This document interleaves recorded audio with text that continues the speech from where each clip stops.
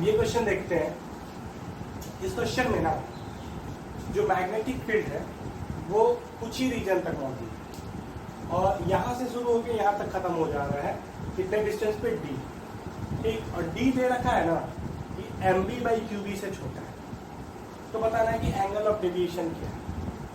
तो D M B by Q B से छोटा होने का मतलब ये है ना कि चार्ज पार्टिकल जब हॉरिजॉन्टली इंटर करता है मैग्नेटिक फील्ड में तो एक सर्कुलर पाथ लेता है और maximum distance along x axis वो कितना मूव करता है, वो डिस्टेंस मूव करता है r। ठीक है, उसके बाद ये 90 डिग्री से टर्न कर जाता है और वापस घूम जाता है, ऐसे घूम जाता है।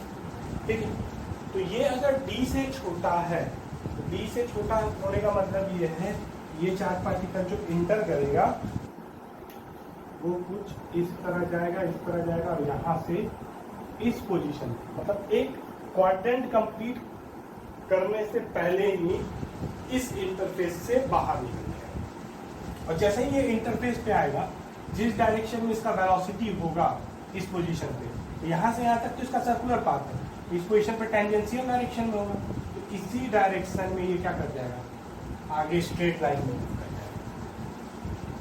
समझ गए इस चीज? तो हमको क्या निकालना है, हमको angle of deviation. Angle of deviation निकालने का तरीका, कितना एंगल से रोटेट किया, इनिशियल और फाइनल वेलोसिटी। तो इनिशियल वेलोसिटी हॉरिजॉन्टल है, देख लो आप, ठीक है, और फाइनल वेलोसिटी इधर है। तो लेट अस सपोज कि कितना एंगल बना रहा है ये हॉरिजॉन्टल से, थीटा। यहाँ पे थीटा ही जो होगा वो होगा एंगल ऑफ डेविएशन। थीटा ही जो होगा वो एंगल ऑफ डेविएशन। हमको ये तो समझ में आ गया, d स्मॉलर देन r का पर्पज। ठीक है, अगर d ग्रेटर देन r होता ना तो r को बंद करके, क्योंकि हॉरिजॉन्टल इंटर कर रहा है, तो d अगर ग्रेटर देन r हो जाता ना तो ये चार्ज पार्टिकल इस इंटरफेस से ना निकलने के बजाय इस इंटरफेस से निकलता। क्यों? क्योंकि एक सेमी सर्कल कंप्लीट कर लेता आराम से। तब तो जो हम इससे पहले जो क्वेश्चन किए थे पिछले लेक्चर में वो एंगल ऑफ डेविएशन का निकालने का तरीका होता है, लेकिन यहाँ पे तो सिंपल ये चीज। एक बात ध्यान देना, जो एंगल ऑफ डेविएशन होता है ना वही एंगल ये जितना आर्क बना है ना वो अपने सेंटर पे बनाता है। इसको मैं फिर से प्रूव कर सकता हूँ। इसका सेंटर कहाँ लाई करेगा, तो फोर्स दो पोजीशन पे फोर्स दिखा और उसको इंटरसेक्ट कर दो, बस रफ फिगर बनाना है। तो इस पोजीशन पे जब इंटर कर रहा है तो मैग्नेटिक फील्ड अंदर, वेलोसिटी इधर, फोर्स कहाँ, इस पोजीशन पे जब एग्जिस्ट कर रहा है मैग्नेटिक फील्ड अंदर, वेलोसिटी इधर, फोर्स किधर है, ये दोनों कहाँ इंटरसेक्ट है, यहाँ पे, तो यही होगा इसका सेंटर। तो ये अगर थीटा है एंगल ऑफ डेविएशन तो ये भी थीटा ही होगा। अब इसको प्रूव करने का एक और तरीका, ये थीटा तो ये 90 माइनस थीटा, तो ये भी क्या थीटा, ये एंगल तो बराबर ही होंगे ना, तो ये थीटा तो ये भी। समझ में आएगा? और आपको क्या निकालना है, थीटा का एक्सप्रेशन निकालना है, थीटा निकालना है। कैसे निकलेगा? ठीक है, इसको निकालने का तरीका कि ये वाला जो पॉइंट है इससे यहाँ परपेंडिकुलर डाल दिए, ये पॉइंट और ये पॉइंट जो जोड़ रहा है उसको बोलेंगे r, ये डिस्टेंस जो है वो है d। ठीक है ना, तो इस थीटा के लिए है ना, ये d कितने के बराबर होगा, d बराबर होगा r साइन थीटा। या सीधे तुम बोल सकते हो ये इस थीटा के लिए ये हाइपोटेनस है, ये परपेंडिकुलर है, तुम एक्सप्रेशन लिखो साइन थीटा बराबर D upon R, perpendicular by hypotenuse. तो थीटा बराबर कितना हो जाएगा,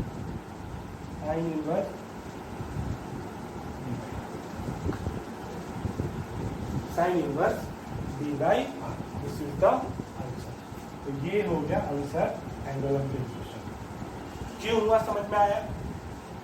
ठीक है, आगे बढ़ते हैं। अब ये क्वेश्चन कि मान लो ये दोनों इंटरफेस है और इस इंटरफेस पे ये किसी थीटा 1 एंगल पे इंटर कर हॉरिजॉन्टली एंगल इंटर। ठीक है, तो हमको बताना है कि यहाँ से कितने एंगल से वो एग्जिट करे। हाँ, इस बात को कंसीडर करते हुए कि ये जो चार्ज पार्टिकल है क्यू ना, वो यहीं से एग्जिट करेगा। ठीक है, ये कंडीशन जो है ना T is less than R, अब इस चीज को नहीं मतलब सेटिस्फाई कर सकता है कि ये दिए होने पे भी ये चार्ज पार्टिकल इसी इंटरफेस से, इसीलिए इसका कोई मतलब नहीं। हम बस स्टेटमेंट में बोल रहे हैं जब ये हॉरिजॉन्टल इंटर करता तो मैक्सिमम डिस्टेंस इधर की तरफ कितना जाता, r, ये डेफिनेटली। लेकिन यहाँ पे तो ये किसी एंगल से कम एंगल, मतलब किसी एंगल पे इंटर कर रहा है, मतलब इस डायरेक्शन में ये r से कम ही डिस्टेंस मूव करेगा, हॉरिजॉन्टल डायरेक्शन में ये r से कम ही डिस्टेंस मूव करेगा, ये डेफिनेट, ठीक है ना। तो लेकिन हम ये बोल रहे हैं कि d इज very less as compare to capital R, that मतलब कि ये इसी इंटरफेस से, ये चीज हम लोग को कंसिडर करें। तो मान लो यहाँ से इंटर किया तो यहाँ से तो ये सर्कुलर आर्क होगा, वैसे यहाँ एग्जिट किया, इधर ऐसे कितने एंगल पे एग्जिट किया, इधर सपोज हमको ये θ2 का वैल्यू निकालना है। इसको निकालने के लिए क्या करना है, ध्यान दीजिए। सबसे पहले तो हम सेंटर ढूंढ, तो सेंटर ढूंढने का तरीका, यहाँ पे फोर्स किधर होगा, इधर, और यहाँ पे फोर्स किधर होगा, इधर, ऐसे, ठीक है। अब इन दोनों को मीट करा दो, ये ऐसे गया, ये ऐसे गया, कहीं यहाँ फोर्स, ठीक। अब देखिए ये एक वर्टिकल लाइन यहाँ भी ड्रॉ कर दो, क्या होगा कि अगर ये θ1 है तो ये भी θ1 होगा, तो ये भी, ये एंगल भी θ1, समझ गए। ये θ2 है तो ये भी θ2 होगा, तो ये बड़ा वाला एंगल भी θ2, ठीक। अब तुमको पता है ये डिस्टेंस कितना है, अब सबसे पहले हम ये डिस्टेंस, ठीक। तो यहाँ से लेके यहाँ तक का दूरी ये क्या होगा, r, तो ये वाला डिस्टेंस हो जाएगा r sin θ1, ठीक। सिमिलरली ये डिस्टेंस यहाँ से यहाँ तक कितना होगा, r सेंटर से कर्वेचर तक, तो ये डिस्टेंस कितना हो जाएगा, ये डिस्टेंस हो जाएगा r sin θ2, हो जाएगा ना। तो तुम्हारा ये d को हम लोग, डिस्टेंस d को हम लोग लिख सकते हैं r sin θ2 minus r sin θ1,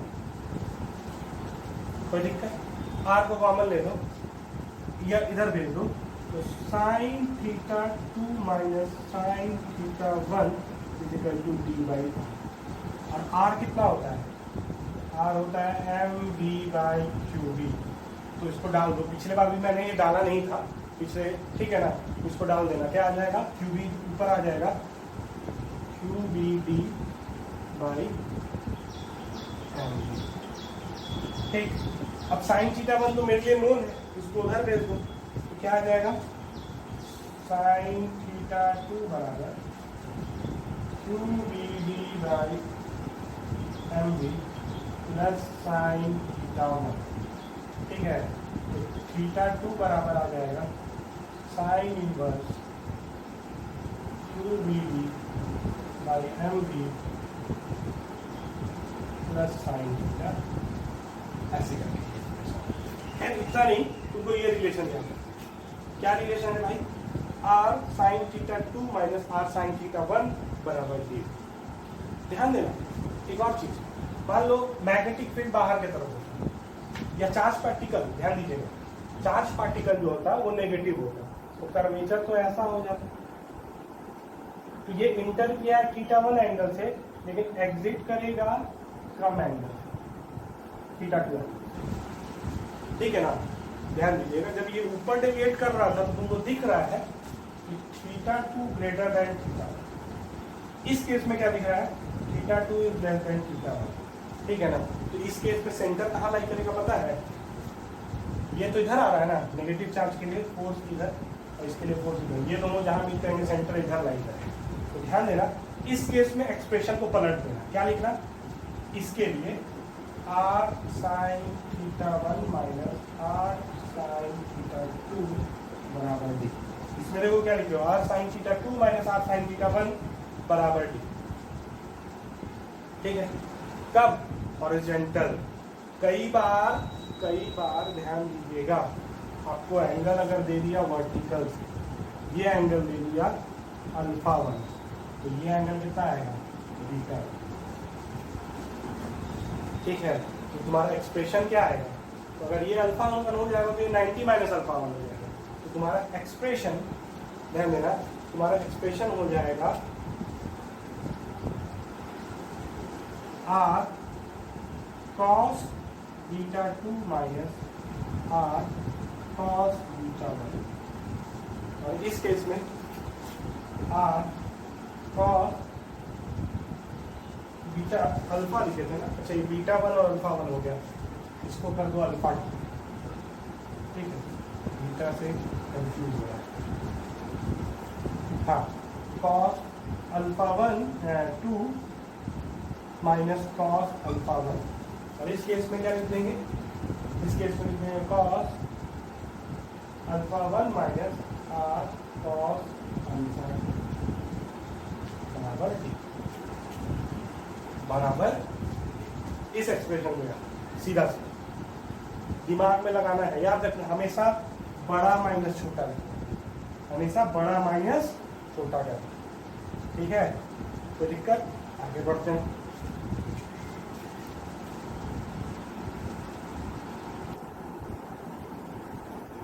अब ये क्वेश्चन देखो, find the angle of deviation in charge emerge from interface 3। ठीक है, एंगल ऑफ डेविएशन का मतलब तुमको एक्सप्रेशन जो यहाँ से निकल रहा होगा जिस भी एंगल से, उस एंगल का एक्सप्रेशन तुमको फाइंड करना, ठीक है।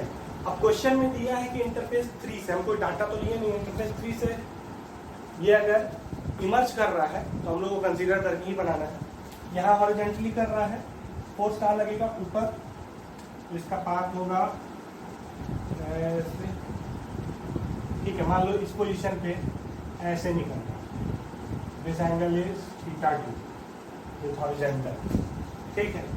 तो ये जैसे ही इस मीडियम में आएगा, अब इस पे फोर्स किधर लगने लगेगा, तो मैग्नेटिक फील्ड ऊपर है, वेलोसिटी इधर है, फोर्स इधर लगने लगेगा ऐसे, ठीक है। तो इसका कर्वेचर बदल जाएगा ऐसे, और मान लो ये कुछ इस तरह ऐसे, ठीक है। क्वेश्चन में दिया है ये डिस्टेंस है d1, ये डिस्टेंस है कुछ ऐसे लिखो, अब लेट अस सपोज कितना एंगल बना है, थीटा। तो देखो सबसे पहले तुम ध्यान देना, ये वाला और ये दोनों इंटरफेस, मैग्नेटिक फील्ड तो सेम है, यहाँ पे थिकनेस कितना है, d1 है, रेडियस ऑफ कर्वेचर मान लो r होगा, तो इस मीडियम में रेडियस ऑफ कर्वेचर r1, इस मीडियम में रेडियस ऑफ कर्वेचर r2। तो इसको पहले भूल जाओ, ठीक। तुमको अज्यूम करना है कि इस इंटरफेस से इंटर कर रहा है थीटा 1 से, और इस इंटरफेस से एग्जिट कर रहा है थीटा 2। तो देखना है कि थीटा 2 और थीटा 1 में बड़ा कौन, थीटा 2 तो तुम निकला r1 sine theta 2 minus r1 sine theta 1 is equal to d1।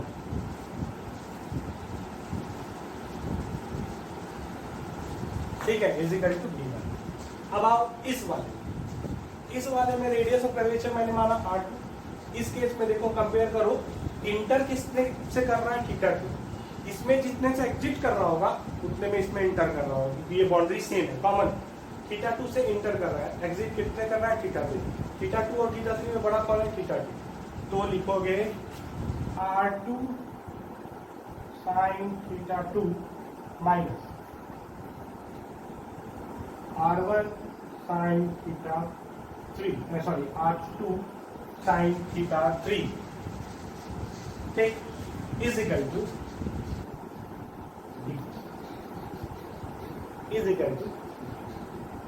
अब तो देखो, तुमको ना ध्यान देना, दिया थीटा 1 रहेगा, निकालना थीटा 3 रहेगा, तुमको ये वाला एक्सप्रेशन का एलिमिनेट करना थीटा 2। ये बीच में जो आया इंटरमीडिएट, तुमको सिर्फ दिया रहेगा कि कितने एंगल से तुम इंटर कर रहे हो, ठीक।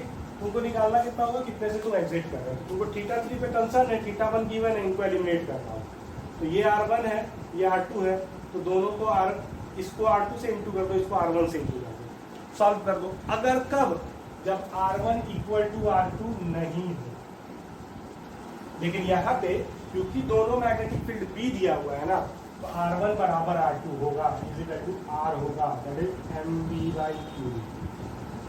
समझ गए, बस डायरेक्शन का फर्क है, यहाँ दोनों सेम। समझे इस चीज को? तो क्या करोगे, इससे इसको सब्ट्रैक्ट कर दो, ठीक है, या इससे इसको सब्ट्रैक्ट कर दो, है ना। इससे इसको सब्ट्रैक्ट कर देंगे तो क्या आ जाएगा, देखो तो आ जाएगा, ये हो जाएगा, या इससे इसी को कर दो तो R2 साइन, या सीधे R लिखो, θ3 माइनस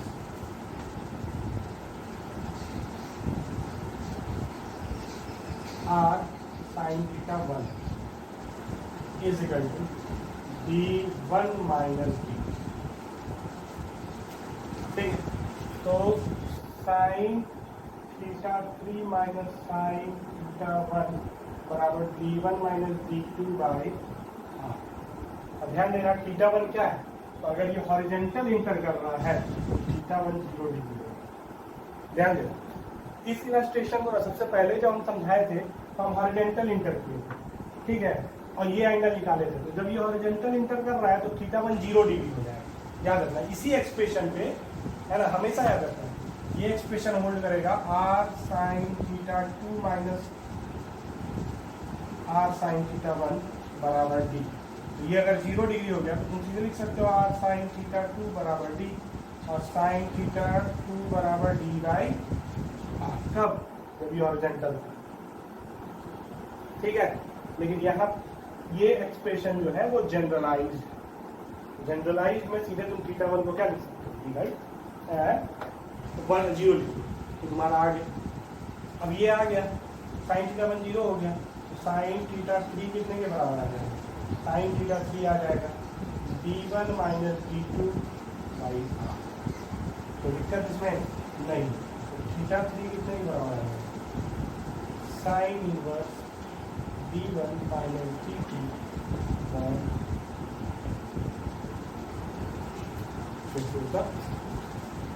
ये जनरलाइज फॉर्मूला आपको दिमाग में है, ठीक है ना।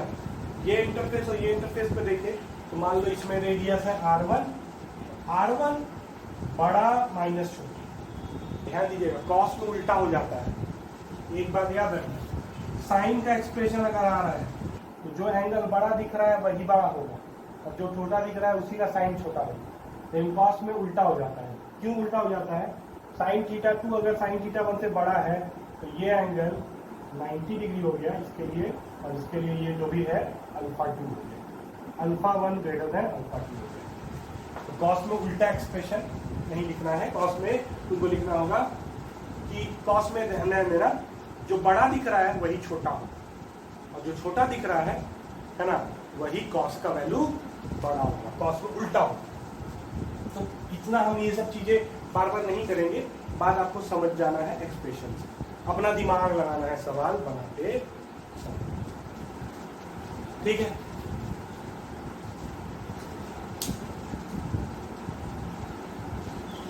ये क्वेश्चन देखते हैं, a proton, an electron and an alpha particle enters horizontally in a region of magnetic field B, ठीक है। B लेस देन, मतलब B सफिशिएंट कि जब भी चार्ज पार्टिकल इमर्ज करेगा वो इसी इंटरफेस से इमर्ज करेगा, ठीक। तो बताना है which particle out of proton, electron and alpha particle suffers maximum deviation if all are projected। इनका प्रोजेक्शन का कंडीशन बताया है कि जब सबको सेम वेलोसिटी से प्रोजेक्ट किए तब किसका डेविएशन ज्यादा होगा, जब सबको सेम मोमेंटम से प्रोजेक्ट किए तब सबका डेविएशन, किसका डेविएशन ज्यादा होगा, जब सबको सेम काइनेटिक एनर्जी से प्रोजेक्ट किए तब किसका डेविएशन ज्यादा होगा, और जब एक्सीलरेटेड, जब सारे के सारे पार्टिकल को सेम पोटेंशियल डिफरेंस से एक्सीलरेट किए तब किसका डेविएशन होगा। तो सबसे पहले कॉमन सा हम लोग डिस्कशन कर लेते हैं कि ये दोनों जो इंटरफेस है, हॉरिजॉन्टल इंटर किया अगर चार्ज Q, ठीक, तो इस पर डेविएशन होगा कितना, मान लो थीटा, क्योंकि हॉरिजॉन्टल कर रहा है तो हम θ1 और θ2 नहीं बना रहे हैं, सीधे लिख रहे हैं थीटा। तो याद रखना रिलेशन क्या रहेगा, R sine θ2 minus R sine θ1 बराबर D। अब यहाँ पे θ1 जो है वो 0 डिग्री है और θ2 जो है वो थीटा है, तो ये तुम्हारा हो जाएगा R साइन θ बराबर D, तो साइन थीटा बराबर डी बाई आर। ठीक है, अगर ये पॉजिटिव चार्ज हुआ और नेगेटिव चार्ज हुआ तो वो ऐसे जाएगा। तो उसके लिए एक्सप्रेशन तो यही आएगा, बस कर्वेचर दूसरे तरफ हो गया ना, इसका कर्वेचर इधर गया, उसका कर्वेचर इधर गया। ठीक है, लेकिन एक्सप्रेशन तो यही आएगा सेम डी बाई आर। और आर क्या होता है जी, M V by Q V. तो साइन थीटा बराबर हो जाएगा D Q V by M V, mass into velocity, या फिर इसको सीधे लिख सकते हैं D Q V by momentum P. Expression for magnitude will be same. और ध्यान देना ये एक्सप्रेशन साइन थीटा पे, पी फॉर मोमेंट है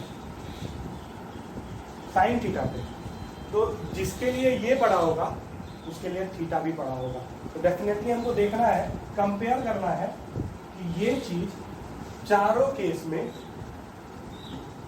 सब पार्टिकल, तीनों पार्टिकल के लिए किसके लिए मैक्सिमम है। ठीक, तो सबसे पहले ना तुम देख लो इसमें हम लोग का यूज क्या क्या चीजें होगी। मोमेंटम यूज हो रहा है, मोमेंटम मतलब mass into velocity. D use हो रहा है, क्यू यूज हो रहा है, वी यूज हो रहा है। सारे पार्टिकल के लिए डी और बी का तो एक्सप्रेशन सेम रहेगा। अब देखना है क्यू बाई पी का रेशियो, ठीक है ना। तो बेसिकली तुम देख लो, फाइंड करो क्यू बाई पी का रेशियो, जिसके लिए क्यू बाई पी का रेशियो बढ़ा, ठीक है, जिसके लिए क्यू बाई पी का रेशियो बढ़ा वही मैक्सिमम डेविएशन सफर करेगी। डी और बी का सेम। देख लेते हैं, डिवाइड किया जाए तीन पार्ट में, proton, electron and alpha part. ठीक है, क्यू बाई पी। ठीक, सबसे पहला केस नंबर 1 के लिए, केस नंबर 1 के लिए प्रोटॉन का क्यू,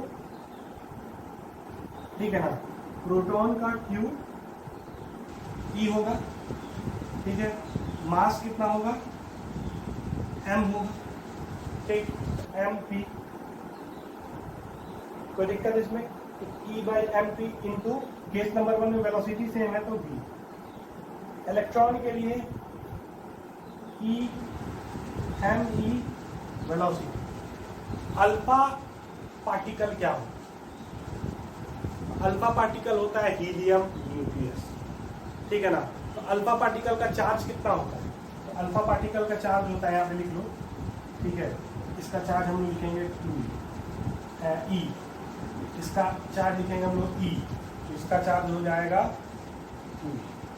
मास में ध्यान देना, इसका मास अगर हम लिखे हैं एम ई, इसका मास नहीं है एम ई, ठीक है, तो इसका मास हो जाएगा 4 एम पी। हीलियम, हीलियम के पास 2 प्रोटॉन और 2 न्यूट्रॉन होता है ना अल्फा पार्टिकल के पास, तो दोनों का मास क्या होगा, 4 टाइम्स ऑफ प्रोटॉन हो जाएगा। तो इसका एक्सप्रेशन कितना आएगा, इसका एक्सप्रेशन आएगा 2e by 4mp into v, ठीक है, जिससे हमको क्या मिलेगा, ये तो सीधे मिल जाएगा e by M P V, ठीक, ये हो जाएगा e by M E V, और ये हो जाएगा, इन सबों को मैं मिटा दे रहा हूं। तो देखा जाए ये आ जाएगा e बाई 2mp। ओके, किसके लिए सबसे बड़ा होगा, इसमें जानते हो इलेक्ट्रॉन जो है वो मतलब जीत रहा है। कैसे जीत रहा है, e by B, E by B, E by B, तो सबके लिए सेम हो गया, ठीक है। इसमें हो गया 1 बाई एम पी, इसमें हो गया 1 बाई 2 एम पी, ठीक है, और इसमें हो गया 1 by M E. Mass of electron is very very lesser than M P, तो ये वाला चीज जो हो गया वो सबसे बड़ा हो, ठीक है, ये वाला चीज जो हो गया वो सबसे बड़ा हो जाएगा। तो इस केस में किसके लिए सबसे ज्यादा होगा, डेविएशन इलेक्ट्रॉन की। नेक्स्ट देखते हैं, नेक्स्ट क्या है, नेक्स्ट जब सेम मोमेंटम, तो सेम मोमेंटम का मतलब 2, हम लोग को Q बाई P का रेशियो निकालना है, ठीक, तो इसके लिए होगा E बाई P, ठीक, इसके लिए होगा E/P और इसके लिए होगा 2E/P चार्ज, इसका इसका 2E। ठीक है, मोमेंटम तीनों के क्या है, सेम हो। तो इस बार कौन ज्यादा है, तो सबसे ज्यादा है डेविएशन अल्फा पार्टिकल। नेक्स्ट देखो, नेक्स्ट हमको दे रहा है सेम काइनेटिक एनर्जी। तो सेम काइनेटिक एनर्जी के लिए उनको तो एक्सप्रेशन निकालना है E/P का। ठीक है, E/P का मतलब E/√2mk। ठीक है, E/√2mk और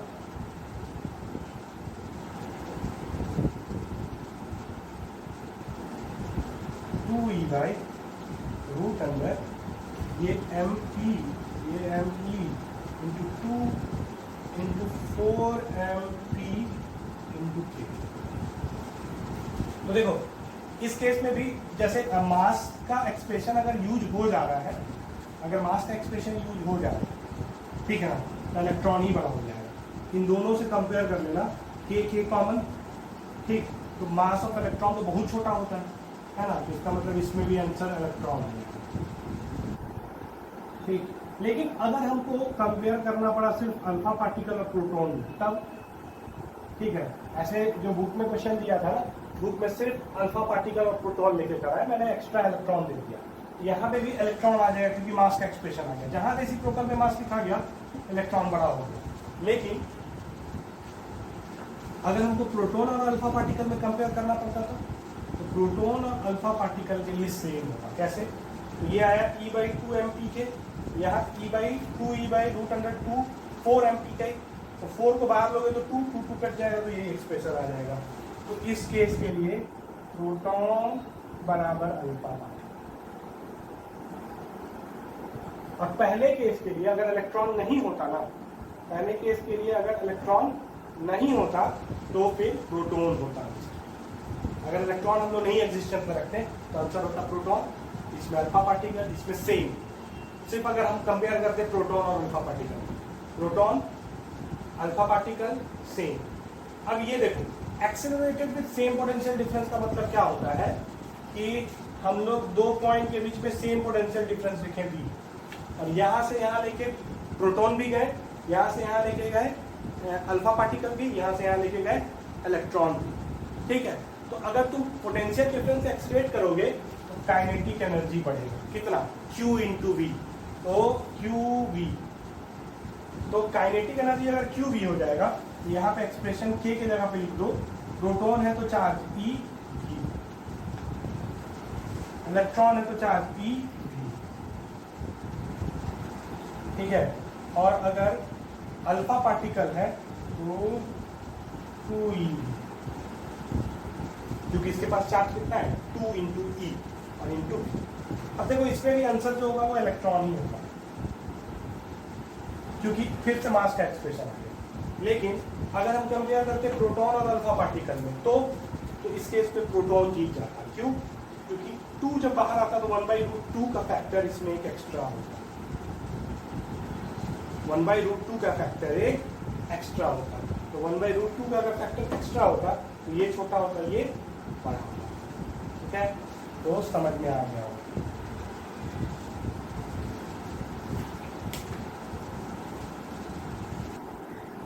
अब ये क्वेश्चन देखो, पर पूछ रहा है find the minimum speed v for which particle emerge from other interface. इस इंटरफेस से एंटर करके इस सरफेस पे एग्जिट करना। ये सरफेस जो दे रखा है वो d है, तो ध्यान देना, यदि हॉरिजॉन्टली इंटर करता है ना, तो उसका मैंने कंडीशन बताया है कि यहाँ से अगर इमर्ज करना है तो d must be lesser than, ठीक है। लेकिन जब बात कर दिया जाए मिनिमम का, तो मिनिमम के केस में हम लोग क्या करेंगे, एकदम इंटरफेस पे ही इसको एकदम perpendicular, angle of deviation 90 degree, angle of deviation 90 degree.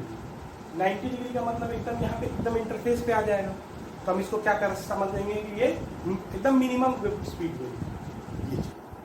ऐसा इसलिए ना क्योंकि रेडियस जो होता है वो डायरेक्टली प्रोपोर्शनल होता है v से, मतलब mv/q। हम अगर v बढ़ाते हैं तो रेडियस तो बढ़ाते जाते जाएगा। तो अगर तुम मिनिमम स्पीड पे, जिस मिनिमम स्पीड पे यहाँ पे 90 डिग्री पे हो रहे हो, उससे बड़ा अगर स्पीड रखोगे तो रेडियस तो बड़ा हो ही जाएगा, तो वो d से क्या हो जाएगा, बड़ा ही रहेगा। तो minimum for minimum d should be equal to r। Condition क्या है, इस पोजीशन पे एंगल ऑफ डेविएशन कितना ले लो, 90 डिग्री। ठीक है, तो क्या आ जाएगा, ये simple d equal to r कर दो, mv/qb बराबर d। ठीक, तो v बराबर आ जाएगा qbd/r। ठीक है, qbd/m तुम्हारा क्या आ जाएगा, v आ जाएगा। ध्यान दीजिएगा, ठीक है ना। इससे अगर स्पीड बड़ा हो तो डेफिनेटली r जो होगा वो d से बड़ा होगा, और ये डेफिनेटली इसी सरफेस से इंटरफेस, इस d पे, इस v पे d बराबर r हो जाने के चलते बाउंड्री कंडीशन एस्टैब्लिश हुआ।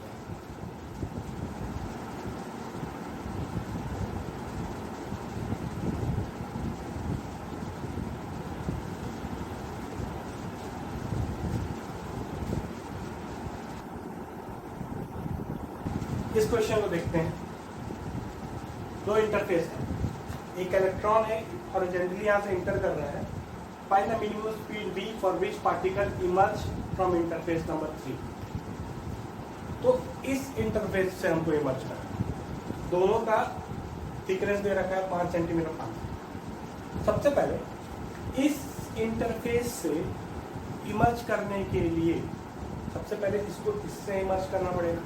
सबसे पहले हमको इसका मिनिमम क्राइटेरिया देखना होगा, इससे मिनिमम क्या कंडीशन होना चाहिए इस इंटरफेस से इमर्ज कर। उसके लिए हम क्या बोले हैं कि जब ये इस सरफेस से इमर्ज कर रहा होगा तो हम लोग को लिमिटिंग कंडीशन में एंगल ऑफ डेविएशन 90 डिग्री दे रहा है। कितना ले लेना है, 90 डिग्री, ऑलमोस्ट वर्टिकल, जिसके लिए d बराबर क्या होगा, ये वाला। ठीक, तो d बराबर हो जाएगा mv/qb। तो v बराबर क्या आ जाएगा, qbd/m।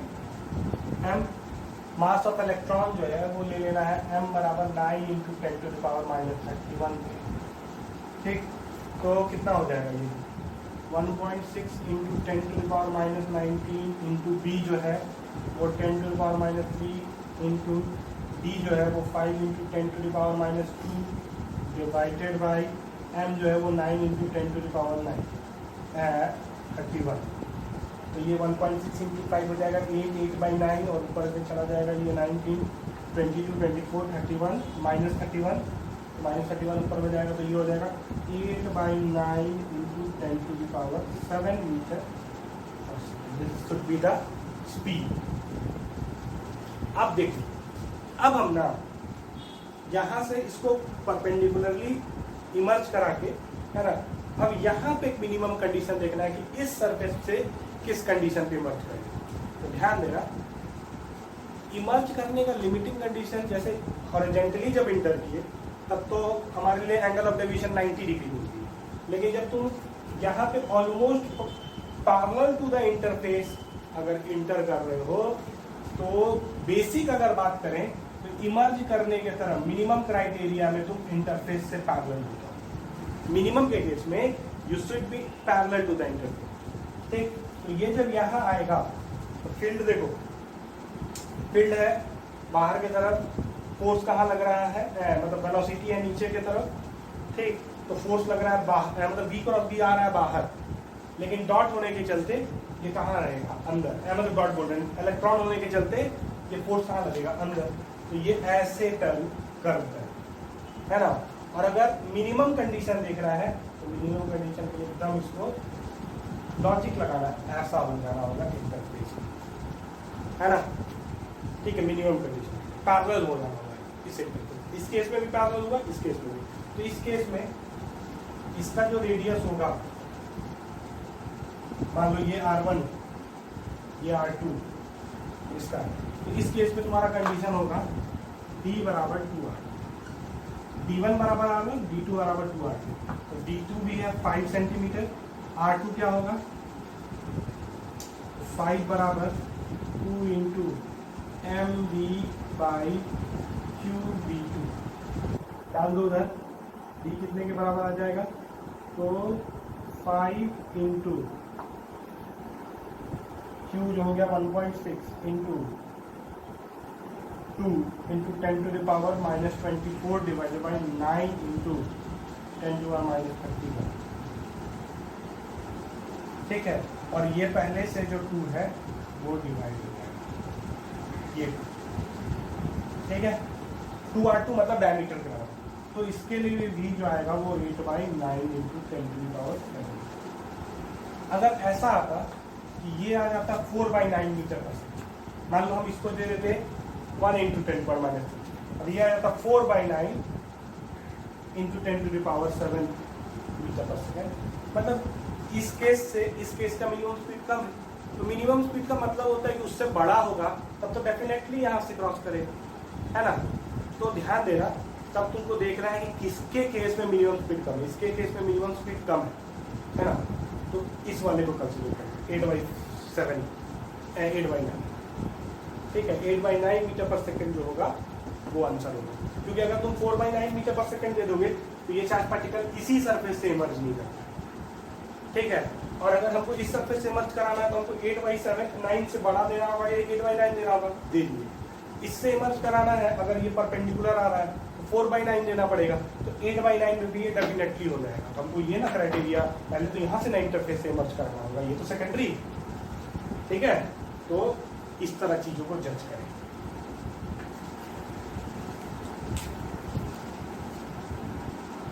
अब ये क्वेश्चन देखो, ये कैपेसिटर का प्लेट है, इस पे पॉजिटिव चार्ज है, इस पे नेगेटिव चार्ज है, जिसके चलते इलेक्ट्रिक फील्ड ई किस डायरेक्शन में है, नीचे की तरफ। साइमल्टेनियसली इन दोनों प्लेट के बीच में मैग्नेटिक फील्ड भी क्रॉस एग्जिट कर रहा है, मतलब अंदर की तरफ कितना बी, ठीक है। तो हमने एक चार्ज Q को, ठीक है, considering it to be positive, horizontally project किया कितने से, v स्पीड से, ठीक। तो find the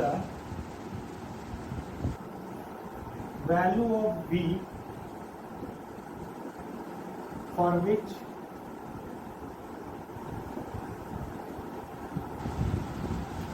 charge particle goes undeflected। मतलब कि इस चार्ज पार्टिकल को आपको बताना है कि ये इस रीजन में मूव करेगा अनडिफ्लेक्टेड। अनडिफ्लेक्टेड का मतलब स्ट्रेट पाथ में ही कंटिन्यू करेगा। अब ध्यान देना, ये काम कोई भी चार्ज पार्टिकल कब करेगा, ठीक है, या कोई भी मटेरियल स्ट्रेट पाथ में कब मूव करेगा कांस्टेंट वेलोसिटी से, जब उस पर लगने वाला नेट फोर्स 0 है। इसका मतलब इन दोनों प्लेट के बीच में इस चार्ज पार्टिकल पे जो फोर्स लग रहा होगा वो 0 होगा, इग्नोरिंग ग्रेविटी। यहाँ पे सिर्फ हम किसका बात किए हैं, मैग्नेटिक फील्ड और इलेक्ट्रिक फील्ड। जब तक ग्रेविटी के बारे में कुछ ना कहा जाए नहीं कर सकता, ठीक है ना, या क्वेश्चन में ऐसा इंडिकेटेड था, इग्नोरिंग ग्रेविटी, ठीक। तो सबसे पहले देखो कि इस चार्ज पार्टिकल पे फोर्स कौन सा लगेगा। तो जब ये इंटर करेगा तो एक यूनिफॉर्म इलेक्ट्रिक फील्ड में इंटर करेगा, तो यूनिफॉर्म इलेक्ट्रिक फील्ड में चार्ज पे हमेशा फोर्स लगता है कितना, QE, किस डायरेक्शन में, तो अलॉन्ग द इलेक्ट्रिक फील्ड, क्योंकि ये पॉजिटिव चार्ज है, नीचे कितना लग रहा है,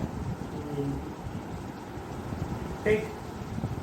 अब क्योंकि ये मैग्नेटिक फील्ड में और क्रॉस फील्ड है, मतलब कि वेलोसिटी से फील्ड जो है वो परपेंडिकुलर है। इनफैक्ट इस रीजन में, ठीक है ना, electric field, magnetic field and velocity all are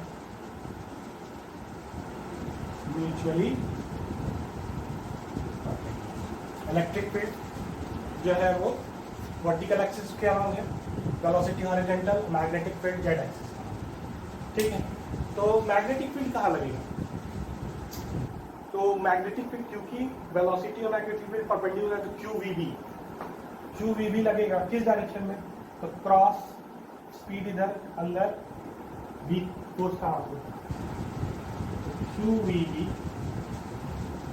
इस पे नेट फोर्स कितना, ऊपर QVB नीचे QE, ठीक है ना।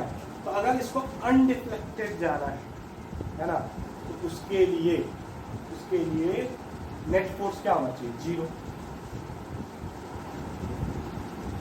जिसके लिए तुमको क्या मिलेगा, QVB बराबर QE, Q कैंसिल, तो V बराबर कितना आ जाएगा, E/V। ठीक है, जब इलेक्ट्रिक फील्ड और मैग्नेटिक फील्ड एक दूसरे से परपेंडिकुलर होता है तो इसी को हम बोलते हैं क्रॉस। ठीक है, तो क्रॉस फील्ड में चांसेस होता है कि चार्ज पार्टिकल जो है ना वो अनडिफ्लेक्टेड, चांसेस होता है ऑलवेज भी। क्या क्या चांसेस का कंडीशन है, तो सबसे पहला कंडीशन ये ना कि वेलोसिटी इतने के बराबर होना चाहिए, E/V के बराबर होना चाहिए, तभी QVB बराबर QE होगा और इस पे नेट फोर्स 0। ठीक है, और ये क्योंकि ये इसी पाथ पे मूव कर रहा होगा, हमेशा वेलोसिटी इसी डायरेक्शन में रहेगा, इसके चलते मैग्नेटिक फील्ड हमेशा ऊपर लगते रहेगा और इलेक्ट्रिक फील्ड हमेशा नीचे। इलेक्ट्रिक फील्ड को वेलोसिटी से कोई लेना देना नहीं, वेलोसिटी से उसको कोई लेना देना नहीं, QE हमेशा डाउनवर्ड लगेगा। लेकिन मैग्नेटिक फील्ड को तो डायरेक्शन से लेना देना है, अगर ये डेविएट कर जाता तो मैग्नेटिक फील्ड का डायरेक्शन तो चेंज करने लगता है, क्योंकि हमेशा वेलोसिटी से उसको कैसे लगना है, परपेंडिकुलर, लेकिन ये चेंज ही नहीं करता, तो ये स्ट्रेट पाथ में अनडिफ्लेक्टेड है। यही चीज अगर हम इलेक्ट्रिक फील्ड ऊपर दे दिए रहते तो मैग्नेटिक फील्ड भी ऊपर रहता, इलेक्ट्रिक फील्ड भी ऊपर रहता, तो क्रॉस फील्ड होने के बावजूद भी अनडिफ्लेक्टेड नहीं मूव करता। तो सब कंडीशन ये होना चाहिए कि क्रॉस फील्ड होना चाहिए, लेकिन क्रॉस फील्ड में ये कंडीशन भी स्टैब्लिश होने पे भी जरूरी नहीं है कि अनडिफ्लेक्टेड, डायरेक्शन भी इंपॉर्टेंट है। ठीक है ना, तो ये देखिए जैसे कि इलेक्ट्रिक फील्ड डाउनवर्ड था और ये क्रॉस था, ठीक है, तब जाके E/V के केस में अनडिफ्लेक्टेड।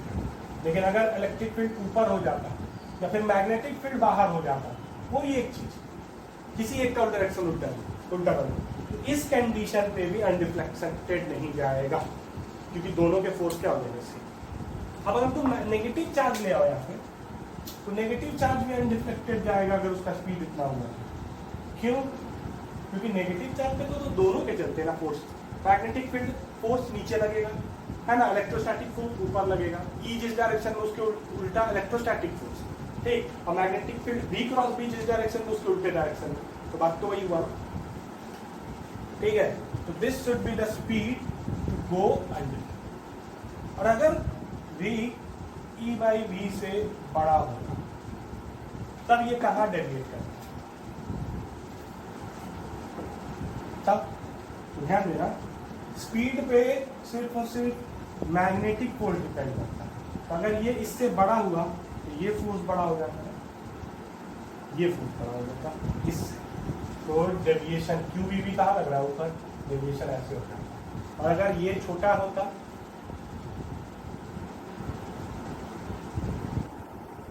ऐसे डेविएशन, ठीक है, V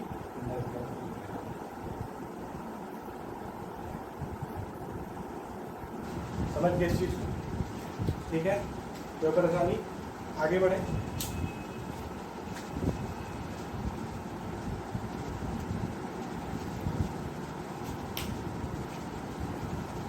ध्यान दो, लॉरेंज फोर्स क्या है, लॉरेंज फोर्स,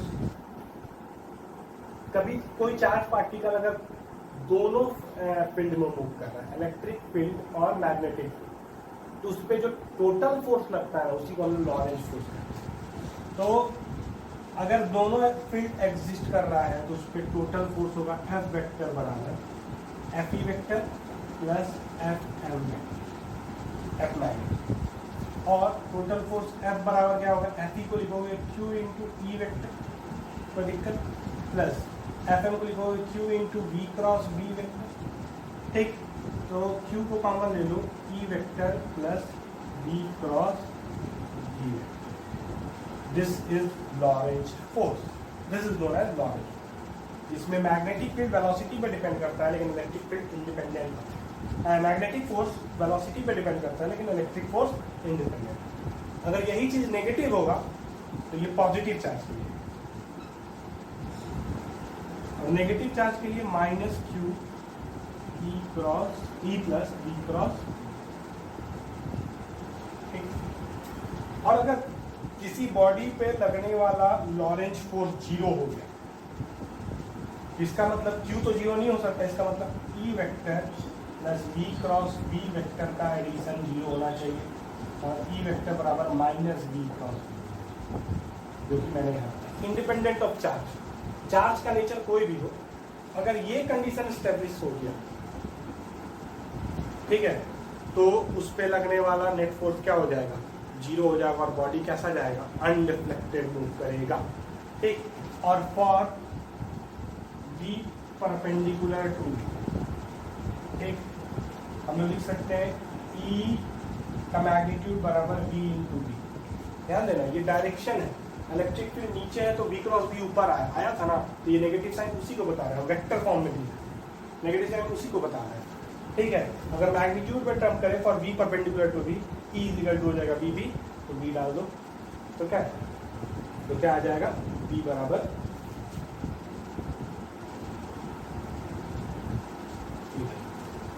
अब इसी प्रॉपर्टी को यूज किया गया जे थॉमसन द्वारा, और उसने E बाई एम का रेशियो फाइंड किया इलेक्ट्रॉन के। जे थॉमसन ने एक्सपेरिमेंट तुम लोग केमिस्ट्री के चैप्टर में पढ़े होंगे। ये गैस चैम्बर होगा, ठीक है, यहाँ पे कैथोड प्लेट होगा जो इलेक्ट्रॉन को प्रोजेक्ट करेगा, यहाँ पे दो स्लिट होंगे, ठीक है, दो स्लिट होंगे, और ये स्लिट का पर्पज क्या है, ये स्लिट सिर्फ और सिर्फ ये दोनों स्लिट से वही इलेक्ट्रॉन पास कर सकते हैं जो स्ट्रेट पाथ में जा रहे हैं, और अगर थोड़ा सा भी एंगल के साथ डेविएशन होगा तो अगर इससे इंटर कर गए तो इससे नहीं एग्जिट कर सकते। समझ गए? Only those electron can travel which are travelling along the straight horizontal. और यहाँ पे जो कैथोड रहता है, हम लोग पोटेंशियल डिफरेंस क्रिएट करते हैं, वो इलेक्ट्रॉन क्या करता है, एमिट करता है। ये इलेक्ट्रॉन जो होते हैं वही बीम पास करते हैं जो स्ट्रेट। अब हम लोग सबसे पहले ना वेलोसिटी सेलेक्ट करते हैं, हम लोग उसी क्रॉस फील्ड क्रिएट करते हैं और उसी इलेक्ट्रॉन को सेलेक्ट करेंगे जिसका वेलोसिटी क्या होगा, v बराबर ई बाई बी। क्यों? क्योंकि उसको जाना कैसे पाथ में है, स्ट्रेट पाथ। तो यहाँ पे कैसे पता चलता है, यहाँ पे एक फ्लोरोसेंट लैम्प ट्यूब ये रहता है, फोटोग्राफिक प्लेट सब, तो सारे इलेक्ट्रॉन जो है वो इस पे आके स्ट्राइक करना शुरू करेंगे। तो जो एकदम मिड पॉइंट पे सेंटर पे करेगा वो ये इस वेलोसिटी से मूव कर रहा होगा, v is equal to E by B. तो हम लोग सिर्फ और सिर्फ उसी को अलाउ करेंगे, ठीक है, उसी का ऑब्जर्वेशन। अब क्या करना है ना, बाद में हम लोग क्या करते हैं ना कि मैग्नेटिक फील्ड को स्विच ऑफ कर देते हैं। हम लोग इसी वेलोसिटी को सेलेक्ट करने के बाद मैग्नेटिक फील्ड को स्विच ऑफ कर दें। तो मैग्नेटिक फील्ड स्विच ऑफ कर देने का मतलब ये है ना कि सिर्फ और सिर्फ अब इलेक्ट्रिक फील्ड एग्जिस्ट कर रहा है, और इलेक्ट्रिक फील्ड में इलेक्ट्रॉन का डेविएशन डेफिनेटली हो, ठीक है। तो तुम इलेक्ट्रॉन यहाँ इंटर किया v स्पीड से, इलेक्ट्रिक फील्ड नीचे है तो इलेक्ट्रॉन डेविएशन करेगा ऊपर, ऐसे। हमको ये लेंथ निकाल देना y। कैसे निकलेगा ये y? इस y निकालने का ये है एकदम प्रोजेक्टाइल वाला कॉन्सेप्ट। इस पे फोर्स लगा ऊपर की तरफ इलेक्ट्रॉन पे, क्योंकि E इंटू ई। तो इस इलेक्ट्रॉन का एक्सेलरेशन कितना होता है, इस इलेक्ट्रॉन का एक्सेलरेशन हुआ F बाई एम ई, ठीक है। F को लिखेंगे E into E by M, और E बाई एम को हम लोग लिख लेते हैं अल्फा, ठीक है। ये हो गया एक्सेलरेशन। एक्सेलरेशन किस डायरेक्शन में होगा, हमेशा वर्टिकल डायरेक्शन में, ठीक है ना। और इनिशियल वेलोसिटी किस डायरेक्शन में, हॉरिजॉन्टल डायरेक्शन में। तो प्रोजेक्टाइल में जैसे बताते हैं कि ग्रेविटी जो है वो हॉरिजॉन्टल कंपोनेंट को चेंज नहीं कर सकता, उसी तरह ये हॉरिजॉन्टल एक्सेलरेशन इस हॉरिजॉन्टल कंपोनेंट को चेंज नहीं कर सकता। तो जब ये यहाँ से यहाँ पहुंचेगा इस पोजीशन पे, ठीक है ना, तो इसका इधर का वेलोसिटी v हो, ठीक है, ये वेलोसिटी कांस्टेंट रहेगा। लेकिन हमको डिस्टेंस निकालना है क्या, y। तो y बराबर होगा, इनिशियल वर्टिकल डायरेक्शन में कोई वेलोसिटी नहीं था, a t square.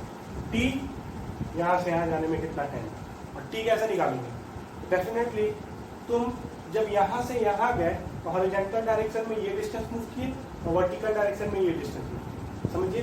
Horizontal direction में ये डिस्टेंस मूव किए और वर्टिकल डायरेक्शन में ये डिस्टेंस मूव किए। वर्टिकल डायरेक्शन ही हम लोग y लिखे हैं, t का वैल्यू निकालेंगे कैसे, तो हॉरिजॉन्टल डायरेक्शन में ये डिस्टेंस हम लोग v स्पीड से मूव करेंगे, क्योंकि इस डायरेक्शन में स्पीड हमेशा कांस्टेंट है, ठीक।